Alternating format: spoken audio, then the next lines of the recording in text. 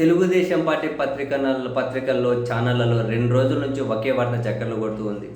రాత్రి కొన్ని ఛానల్స్ ఎక్కిన డిబేట్ కూడా పెట్టేసి జగనన్నకు వందనం అనే హెడ్డింగ్స్ తోటి, అంటే వైఎస్ఆర్ కాంగ్రెస్ పార్టీకి సంబంధించినటువంటి ఒక రాజ్యసభ ఎంపీ త్వరలో వైసీపీ నుంచి బయటకు వెళ్ళిపోతున్నారు అని, అదే ఆ ఎంపీ మేడా రఘునాథ్ రెడ్డి గారు తాను కాంగ్రెస్ పార్టీ చీఫ్ మల్లికార్జున ఖర్గే గారిని కలిశారు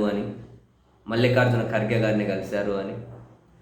సో జగన్మోహన్ రెడ్డి గారి పార్టీ ఎన్డీఏ అభ్యర్థికి ఉపరాష్ట్రపతి ఎన్నికల్లో మద్దతు ఇచ్చినప్పుడే వాళ్ళ ఎంపీ వెళ్ళి కాంగ్రెస్ అధ్యక్షుడిని కలవడం వెనక ఇది రహస్య ఓటింగ్ కాబట్టి తాను ఇండియా కూటమి అభ్యర్థికి ఓటు వేయబోతున్నారు అని, త్వరలో జగనన్నకు వందనం చెప్పేసి పార్టీ నుంచి వెళ్ళిపోతున్నారని కథనాలు రాసుకుంటూ ఏకంగా డిబేట్లు పెడుతూ ఉన్నారు.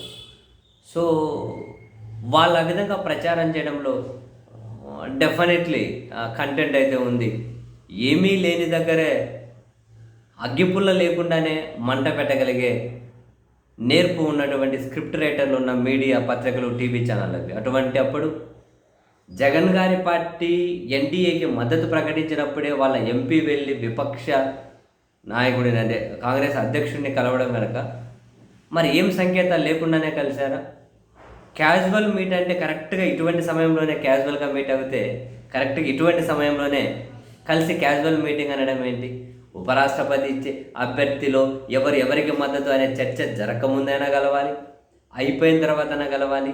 ఇది దేశవ్యాప్తంగా తీవ్ర చర్చ ఉన్నప్పుడు, ఏ పార్టీ ఎవరికి మద్దతు ఇస్తుంది అనే ప్రకటనలు వస్తూ ఉన్నప్పుడు ఆ పార్టీ ఎంపీ వెళ్ళేసి కలిసి ఇప్పుడేమో అవన్నీ పుకార్లు లేనిపోయినవన్నీ రాసుకుంటూ వస్తూ ఉన్నారు. నేను చాలా క్యాజువల్గానే కలిశాను, నాకు మల్లికార్జున ఖర్గే గారు ఫస్ట్ నుంచి పరిచయం ఉన్నారు, నేను అందుకే వెళ్ళి కలిశాను, నేను జగన్మోహన్ రెడ్డి గారు వెంబడే ఉంటాను, ఆ వార్తలు నమ్మకండి, వాళ్ళ కథనాలు నమ్మకండి అని చెబితే కలిసిండేది రాంగ్ టైం.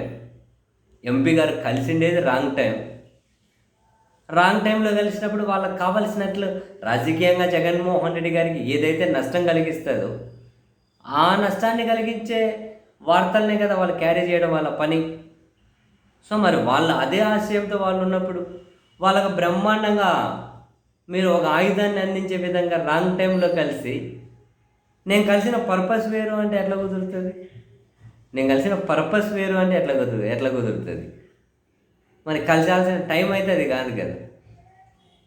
సరే, ఆ ఎంపీ గారు మారరా అన్న కథ పక్కన పెడితే, మొత్తం మీద జగనన్నకు వందనం అని, ఎంపీలు వెళ్ళిపోతున్నారు అని, ఈ ఉపరాష్ట్రపతి ఎన్నికల్లో జగన్కి జలక్ ఇవ్వబోతున్నారు అని తెలుగుదేశం పార్టీ వాళ్ళైతే ఇంకా డిబేట్లు పెడుతూ ఉన్నారు. మరి అవునా కాదా, ఎవరి మాట నిజం?